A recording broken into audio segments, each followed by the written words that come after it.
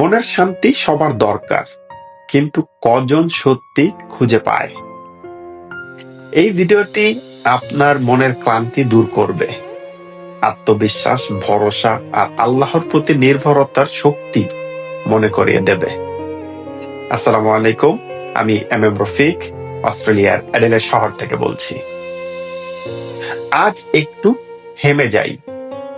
বুকের ভেতরে যে চাপা কান্না জমে আছে, মনের যে বোঝাটা আপনি একা বয়ে বেড়াচ্ছেন, আসুন সেটাকে একটু শোনার সুযোগ দেই।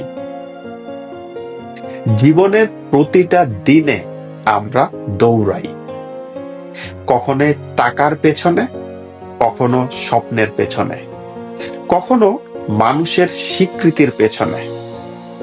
কিন্তু দৌড়তে দৌড়তে আমরা ভুলে যাই শান্তির ঘরটা এখানেই, এই বুকের ভেতরেই। Peace of mind is not outside, it is inside you. You don't need a big house, a luxury car, or thousands of likes to feel peace in your heart. What you really need is contentment, acceptance, and the courage to believe everything will be okay. গতকাল যা গেছে তা ছিল শিক্ষা, আর যা আসছে তা হবে আল্লাহর রহমত। When your heart feels heavy, whisper to yourself, I trust Allah's plan. Everything that's happening is shaping me.